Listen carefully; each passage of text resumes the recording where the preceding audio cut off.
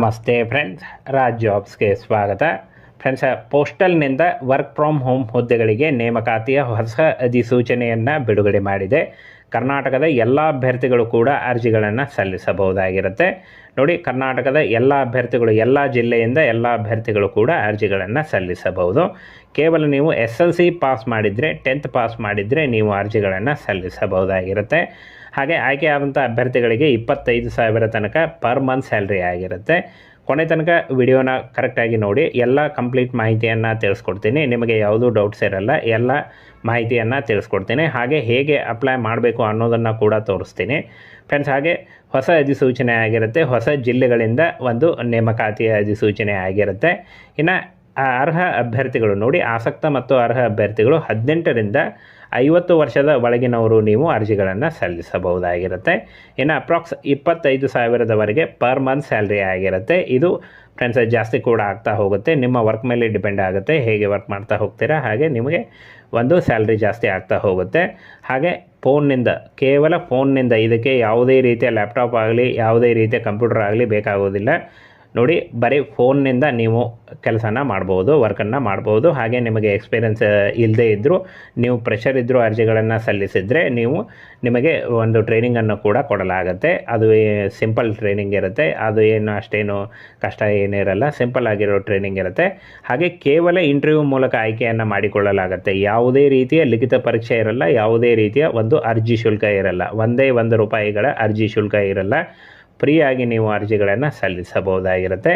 ಹಾಗೆ ಇಂಟರ್ವ್ಯೂವಿನಲ್ಲಿ ಕೇವಲ ಸಿಂಪಲ್ ಆಗಿರೋ ಕ್ವಶನನ್ನೇ ಕೇಳ್ತಾರೆ. ಏನಾದರೂ ಈ ಮುಂಚೆ ನೀವು ಇನ್ಶೂರೆನ್ಸದ್ದು ಏನಾದರೂ ವರ್ಕ್ ಮಾಡಿದ್ದೀರಾ, ಹಾಗೆ ನಿಮಗೆ ತುಂಬ ಜನ ಪರಿಚಯ ಇದ್ದೀರಾ, ಕನ್ನಡದಲ್ಲಿ ಫ್ಲೂಯೆಂಟಾಗಿ ಮಾತಾಡಲಿಕ್ಕೆ ಬರುತ್ತಾ, ಇಷ್ಟೇ ಕೇಳ್ತಾರೆ. ಸಿಂಪಲ್ ಆಗಿರೋ ಕ್ವಶನ್ ಆನ್ಸರ್ನ ಕೇಳ್ತಾರೆ. ಯಾವುದೇ ರೀತಿಯ ಸಿಲೆಬಸ್ಸಿಗೆ ಅದು ಇದು ಔಟ್ ಆಫ್ ಸಿಲೆಬಸ್ ಆಗಲಿ ಏನಾದರೂ ಆ ಥರ ಏನೂ ಕೇಳಲ್ಲ. ಸಿಂಪಲ್ ಆಗಿರೋ ಕ್ವಶನನ್ನು ಕೇಳ್ತಾರೆ. ಅದಕ್ಕೆ ನೀವು ಡೈರೆಕ್ಟಾಗಿ ಅಂದರೆ ಉತ್ತರಿಸ್ಬೋದು. ಹಾಗೆ ಡೈರೆಕ್ಟಾಗಿ ಅಪ್ಲೈ ಕೂಡ ಮಾಡ್ಬೋದು, ಫ್ರೀಯಾಗಿ ಅಪ್ಲೈ ಮಾಡ್ಬೋದು. ಯಾವುದೇ ರೀತಿಯ ಲಿಖಿತ ಪರೀಕ್ಷೆ ಅಂತೂ ಇರೋದಿಲ್ಲ. ಇನ್ನು ಫ್ರೆಂಡ್ಸ್, ಈ ಒಂದು ಹುದ್ದೆಗಳಿಗೆ ಅರ್ಜಿ ಸಲ್ಲಿಸುವಂಥ ಅಭ್ಯರ್ಥಿಗಳಿಗೆ ಈ ಕರ್ನಾಟಕದ ಯಾವುದೇ ಭಾಗದಿಂದ ಕೂಡ ನೀವು ಅರ್ಜಿಗಳನ್ನು ಸಲ್ಲಿಸಬಹುದು. ಹಾಗೆ ಇನ್ನು ನೇರ ಸಂದರ್ಶನ ಇರುತ್ತೆ. ನೋಡಿ, ಆಯ್ಕೆಯಾದಂಥ ಅಭ್ಯರ್ಥಿಗಳಿಗೆ ನೇರ ಸಂದರ್ಶನ ಇರುತ್ತೆ. ಇನ್ನು ಇಲ್ಲಿ ನೋಡಿ, ನೇರ ಸಂದರ್ಶನ ಇರುತ್ತೆ. ಹಾಗೆ ಯಾವಾಗ ಸಂದರ್ಶನ ಇರುತ್ತೆ ಅಂತ ಅವರೇ ನಿಮಗೆ ತಿಳಿಸ್ಕೊಡ್ತಾರೆ. ನಿಮ್ಮ ರೆಸ್ಯೂಮೇನ ಏನು ಕಳಿಸಿರ್ತಿರಲ್ಲ ಅದರಿಂದ ನಿಮಗೆ ಅವರು ತಿಳಿಸ್ಕೊಡ್ತಾರೆ. ಹಾಗೆ 10ನೇ ತರಗತಿ, ಕೇವಲ 10ನೇ ತರಗತಿ, ಇನ್ನು 18ರಿಂದ 50 ವರ್ಷದ ಒಳಗಿನವರು ಅರ್ಜಿಗಳನ್ನು ಸಲ್ಲಿಸಬಹುದಾಗಿರುತ್ತೆ. ಹಾಗೆ ಯಾರು ಅರ್ಜಿಗಳನ್ನು ಸಲ್ಲಿಸಬಹುದು? ಕಡ್ಡಾಯವಾಗಿ ಕನ್ನಡ ಬರುವಂಥ ಅಭ್ಯರ್ಥಿಗಳು. ನೋಡಿ, ಇನ್ನೊಮ್ಮೆ ಹೇಳಿದ್ದೇನೆ, ಕನ್ನಡ ಒಂದು ಬಂದರೆ ಸಾಕು, ನೀವು ಅರ್ಜಿಗಳನ್ನು ಸಲ್ಲಿಸಬಹುದು. ನಿರುದ್ಯೋಗಿ ಯುವಕರು, ಸ್ವಯಂ ಉದ್ಯೋಗ ನಿರತ ಯುವಕರು, ವಿಮಾ ಕಂಪನಿಗಳ ಸಲಹೆಗಾರರು, ಮಾಜಿ ಸೈನಿಕರು, ಅಂಗನವಾಡಿ ಕಾರ್ಯಕರ್ತರು, ಮಹಿಳಾ ಮಂಡಳದ ಕಾರ್ಯಕರ್ತರು, ಮಾಜಿ ಗ್ರಾಮ ಪಂಚಾಯಿತಿಯ ಸದಸ್ಯರು, ಅಂಚೆ ವಿಭಾಗದ ಮುಖ್ಯಸ್ಥರು. ಹಾಗೆ ಯಾವುದೇ ಒಂದು ನೀವು ಕೆಲಸ ಮಾಡ್ತಾಯಿದ್ರು ಅಥವಾ ನೀವು ಜಾಬ್ ಹುಡುಕ್ತಾ ಇದ್ದರು, ನೀವು ವರ್ಕ್ ಮಾಡ್ತಾಯಿದ್ರು, ಏನೇ ಮಾಡ್ತಾಯಿರಿ, ಬೋತ್ ಮೇಲ್ ಆ್ಯಂಡ್ ಫಿಮೇಲ್, ಪುರುಷ ಮತ್ತು ಮಹಿಳಾ ಅಭ್ಯರ್ಥಿಗಳು ಇಬ್ಬರೂ ಕೂಡ ನೀವು ಅರ್ಜಿಗಳನ್ನು ಸಲ್ಲಿಸಬಹುದಾಗಿರುತ್ತೆ. ಹಾಗೇನ ಫ್ರೆಂಡ್ಸ್, ಆಯ್ಕೆಯಾದ ಒಂದು ನೇರ ಪ್ರತಿನಿಧಿಗಳಿಗೆ ಅಂದರೆ ನೋಡಿ, ನೇರವಾಗಿ ಆಯ್ಕೆಯನ್ನು ಮಾಡಿಕೊಳ್ಳಲಾಗುತ್ತೆ ಅಂತ ಕ್ಲಿಯರಾಗಿ ಮೆನ್ಷನ್ ಮಾಡಿದ್ದಾರೆ. ನೇರವಾಗಿ ಡೈರೆಕ್ಟ್ ಅಪ್ಲೈ ಮಾಡ್ಬೋದು. ಹಾಗೆ ಡೈರೆಕ್ಟ್ ನಿಮಗೆ ನೇಮಕಾತಿ ಇರುತ್ತೆ. ಇನ್ನು ಕೇವಲ ಸಂದರ್ಶನ ಇರುತ್ತೆ. ಸಂದರ್ಶನದಲ್ಲೂ ಕೂಡ ಹೆಚ್ಚಿಗೆ ಏನು ಕೇಳೋದಿಲ್ಲ, ಸಿಂಪಲ್ ಆಗಿರೋ ಕ್ವಶನ್ನೇ ಇರುತ್ತೆ. ಹಾಗೆ ವ್ಯವಹಾರಕ್ಕೆ ತಕ್ಕಂತೆ ಸೂಕ್ತ ಕಮಿಷನ್ನ ನೀಡಲಾಗುತ್ತೆ ಅಂತ ಹೇಳಿದ್ದಾರೆ. ನೋಡಿ, ಸೂಕ್ತವಾದ ಕಮಿಷನ್ನ ಕೂಡ ನೀಡಲಾಗುತ್ತೆ. ಇದು ಪ್ಲಸ್ ಆ್ಯಡ್ ಆಗ್ತಾ ಹೋಗುತ್ತೆ. ಹಾಗೆ ಕಮಿಷನ್ನೇ ಒಂದು ಏನು ಕಮ್ಮಿ ಅಂದರೆ ಫ್ರೆಂಡ್ಸ್, ನಿಮಗೆ 25,000ವರೆಗೂ 25,000ವರೆಗೂ ಸ್ಟಾರ್ಟಿಂಗ್ನಲ್ಲಿ ದುಡಿಬಹುದು. ಇದು ನೀವು ಹೇಗೆ ವರ್ಕ್ ಮಾಡ್ತಾ ಹೋಗ್ತೀರಾ ಹಾಗೆ ನಿಮಗೆ ಜಾಸ್ತಿ ಕೂಡ ಆಗ್ತಾ ಹೋಗುತ್ತೆ.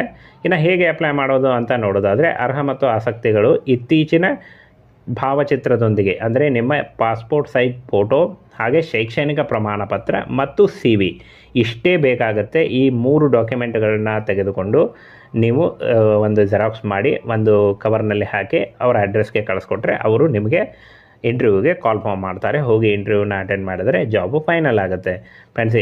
ಈ ರೀತಿಯಾಗಿ ಒಂದು ವರ್ಕ್ ನಡೆಯುತ್ತೆ.